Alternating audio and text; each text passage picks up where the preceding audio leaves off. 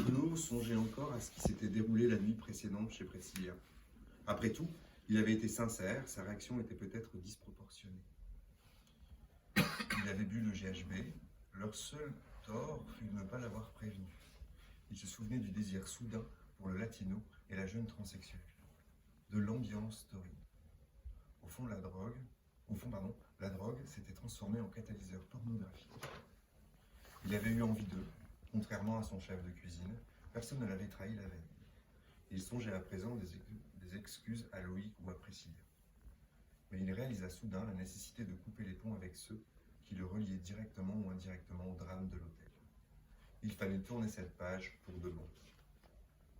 Arnaud était en retard au rendez-vous avec son père. Il aurait voulu ne pas s'y rendre. Il n'avait guère le choix. Pour la première fois depuis plus d'un an et demi, un membre de sa famille lui montrait de l'intérêt. C'était étrange, inouï, presque improbable. La douche ne l'avait finalement guère réveillé.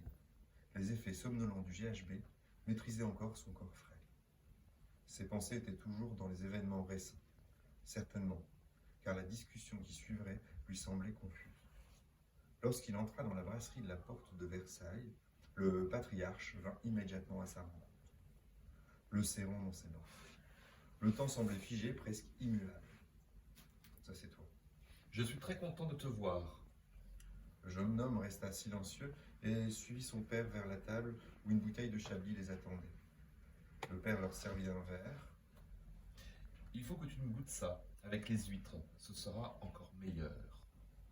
Arnaud demeurait perplexe, devant tant d'enthousiasme. Manquait-il vraiment à ses parents? Pour la première fois depuis longtemps, la question lui effleura l'esprit. Le père d'Arnaud débuta la conversation. Tout d'abord des banalités professionnelles, en bon responsable de vente fraîchement promu, et il se félicita de ne plus avoir à prendre la route que pour négocier avec des centrales d'achat. Il gagnait dorénavant très bien sa vie. À tout juste 40 ans, il était à l'apogée de sa carrière et maîtrisait la connaissance de la vente de meubles en kit du nord de la France et de la Belgique. Il venait de s'offrir un nouveau 4x4, après bien des années à rouler en break commercial. Selon lui, il avait bien mérité après tant de temps à démarcher les grandes surfaces et les spécialistes de l'ameublement. « Tu m'as convoqué pour me parler de ta réussite ?» lança tout à coup Arnaud agacé. « Non, j'avais envie de te voir. On s'était quitté en mauvais termes. »« Vraiment ?» rétorqua Arnaud, toujours hérissé. « Oui, j'ai commis une grave erreur avec toi. Lorsque Didier s'est présenté à la maison, il y a 2 ans, pour lui parler de votre liaison, j'étais en colère après toi. Je ne comprenais pas pourquoi un garçon si brillant à l'école pouvait s'envoyer en l'air avec un mec. » Rassure-toi, ça n'a pas changé. Écoute Arnaud, que tu sois actif ou passif, je m'en moque. Tout ce que je souhaite, c'est ta réussite. Le faux blond resta sans voix. Son père enchaîna. Je ne suis pas fier de t'avoir poussé à partir juste après ton bac. Je n'aurais jamais dû te faire embaucher à l'usine. C'était une mauvaise décision. Je croyais te faire changer. Qu'en te confrontant au travail, tu penserais à des choses plus pragmatiques. Et tu as fait fausse route. Il n'y a pas un jour, je ne vous ai pas maudit, maman et toi. Justement, j'espère qu'il n'est pas trop tard. Trop tard pourquoi? Papa, je n'ai pas la vie que j'aurais souhaité avoir. Moins vous vous en mêlez, mieux ça sera. Arnaud, tu me manques. Tu nous manques. Ta mère est trop vaniteuse pour l'avouer. Mais derrière ses critiques, elle t'aime sincèrement. Je ne crois plus au miracle. Arnaud, je t'assure, parle-moi de toi. Dis-moi ce que tu deviens. Ce qu'il devenait, il n'en savait rien.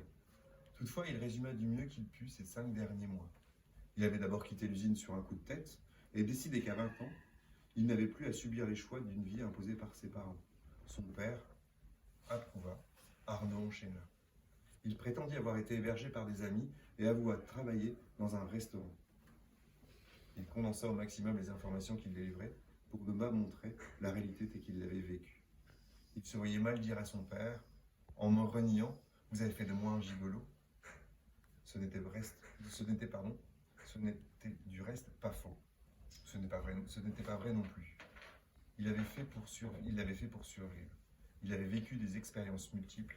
Au fond de lui, il n'en avait pas honte. S'il voulait détruire son père et son mea culpa, il n'aurait eu qu'à en parler. Il n'en fit rien. Il avoua seulement qu'il avait trouvé refuge auprès d'une association. Le père voulut en savoir davantage. Tout ne te regarde pas. De nouveau, le père acquiesça. Après tout, il était en âge d'avoir ses propres secrets. Je travaille dans un restaurant pour l'instant, finit-il par avouer.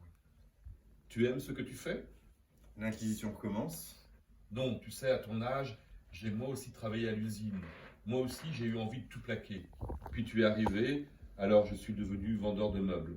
Fiston, finalement, que tu sois pédé n'est pas un problème. Au contraire, c'est certainement ta chance. Arnaud le regarda, éberlué. Que veux-tu dire? Tu es libre. Tu peux faire la carrière que tu souhaites. Tu as la chance de vivre dans une grande ville. Tu es peut-être singulier, mais ici, on s'en fout. En fait, je suis assez fier de tes choix. J'ai lu tes rapports de stage. Je suis persuadé que tu pourrais être un bon manager si tu reprenais tes études. Tu proposes de me financer la fac? Tu envisages de reprendre? Oui, si j'arrive à changer de travail et à trouver un appartement. J'espère pouvoir m'inscrire l'an prochain. Pour l'instant, ma situation ne me le permet pas, comme le souligne souvent mon référent social. Mais je désespère pas. J'ai peut-être une solution à te proposer. Papa, je ne veux rien de toi. Le travail à l'usine a été un cadeau empoisonné. Je ne peux pas l'effacer. Je ne veux plus rien te devoir. Tu auras certainement besoin d'un garant pour ton appartement. Et Je te propose de l'être. ça cache quelque chose? Je ne te demandais rien en retour, si ce n'est... Bravo, je m'y attendais. Non, attends. Quoi qu'il arrive, je me porterai garant de ton appartement. Seulement, si ta mère ne veut pas l'avouer, elle meurt envie de te voir. C'est elle qui t'a demandé ça? Non, c'est mon initiative. Nicolas et Élise grandissent. Je veux qu'ils connaissent leur grand frère. Voici un aller-retour en train pour dimanche prochain. Tu choisiras l'horaire, je verrai te chercher à la gare. Et si je n'ai pas envie? Prends les billets quand même. Si tu acceptes, j'en serai très heureux. Et si je ne viens pas? Je peux me faire rembourser les tickets? Arnaud, je veux ta réussite et ton bonheur. Je veux aussi en faire partie, même de loin. J'y réfléchirai. Je te tiendrai au courant. Père et fils avaient mis carte sur table. Chacun connaissait les attentes de l'autre. Ils se séparèrent sur le trottoir. J'espère bien te voir dimanche. Il cria à son père. T'as pas trop crié. Non. Il cria à sa mère. Arnaud se retourna, ne se retourna pas et s'engouffra dans le métro.